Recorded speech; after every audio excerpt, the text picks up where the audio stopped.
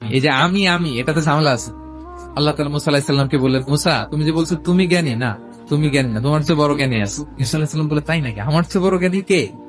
দুই নদীর মিলনস্থলে যাও, ওখানে আমার এক বান্দা আছে তোমার চেয়েও জ্ঞানী। উনি গেলেন, যে দেখে সুরঙ্গ, ঢুকে দেখে চাদর গায়ে দিয়ে এক লোক শুয়ে আছে। সালাম দিলেন, আসসালামু আলাইকুম। ওই লোক চাদর আর সরায় না, ভিতর থেকে বলতেছে, ওয়ালাইকুম আসসালাম। তুমি কে? আমি মুসা। বনি ইসরায়েলের মুসা? হ্যাঁ। কেন এসেছো? এবার চাদর খুললেন, বলতেছে আপনার কাছ থেকে কিছু শিখতে আসছি। আল্লাহ বলছে, আপনি নাকি সবচেয়ে বড় জ্ঞানী, তুমি আমার জ্ঞান নিতে পারবা না, ওই ধৈর্য শক্তি তোমার নাই। মুসা আলাইহিস সালাম জোর করতে লাগলেন। অবশেষে খিদির আলাইহিস সালাম রাজি হলেন। বললেন, শর্ত হচ্ছে আমি যাই করি আর না করি আমাকে কোনো প্রশ্ন করা যাবে না। সফর শুরু হলো। সামনে নদী, এক লোক তাদের নৌকা দিয়ে নদী পার করাই দিল। নদী পারাপারের পর খিজির আলাইহিস সালাম লাঠি দিয়ে নৌকার তলাটা ছিদ্র করে দিলেন। মুসা আলাইহিস সালাম বললেন, এটা আপনি কি করলেন? খিজির আলাইহিস সালাম বলছে, এই যে আমি বলছিলাম না ধৈর্য ধারণ করতে পারবো না, যাও তোমার রাস্তায় তুমি, আমার রাস্তায় আমি। মুসা আলাইহিস সালাম আবার ক্ষমা চাচ্ছেন যে আপনি আমার ক্ষমা করেন, আমি তো ভুলে গেছি। চলতে লাগলেন।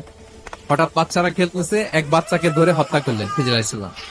এবার তো মুসা আলাইহিস সালাম রেগে গেছে, আপনি করলেনটাকে? খিজির আলাইহিস সালাম বলে, এই যে আমি জানতাম যে তুমি ধৈর্য ধারণ করতে পারবে না।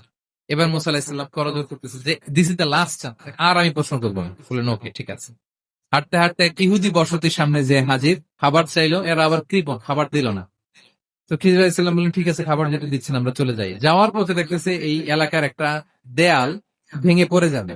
উনি বললেন, মুসা চলো এটা ঠিক করে দেই। দুইজন মিলে প্রচন্ড ক্ষুধায় এটা সেটা এনে দেয়ালটা তৈরি করতেছে। তিনি এবার আর প্রশ্ন করেন, বলতেছে, ও এত কিপটামি করলো আর আপনি এটা করে দিলেন, আপনি তো চাইলে এটা টাকা নিতে পারতেন। এই কথা বলার পর খিজির আলাইহিস সালাম বললেন, এতটুকু তোমাকে আমি বলি, আল্লাহর আদেশে আমি করেছি। এই এলাকায় একজন জালিম বাদশাহ আছে, সে নৌকা পেলেই গরিব মাঝিদের নৌকা সিজ করে নিয়ে যায়। এই রাজার লোকেরা এসে দেখবে যে এটা তলা ছিদ্র, পানি ঢুকতেছে, এটা নিবে না। মুসা আলাইহিস সালাম বলে, সুবহানাল্লাহ, তাই তো, এটা তো আমি বুঝতে পারি নাই। আর ওই ছোট শিশুটাকে হত্যা করছি, ও অনেক বড় জালিম হবে, সে তার মা বাবাকেও জাহান্নামে নিবে, এজন্য আল্লাহর আদেশে আমি তাকে হত্যা করেছি। তাহলে ওইটা বলে, খাবারও দিল না, এদের দেয়াল কেন ঠিক করতে গেল না? তখন তিনি বললেন যে আসলে এটা একটা ইয়াতীমদের ঘর ছিল, আর এই দেয়ালের নিচে আছে গুপ্তধন। এই দেয়ালটা পড়ে যাবে, এই গুপ্তধন তারা ছোট মানুষ নিতে পারবে না, এলাকাবাসী তাদেরকে বঞ্চিত করে নিয়ে যাবে।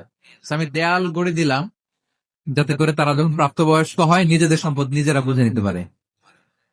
সুবহানাল্লাহি ওয়া বিহামদিহি।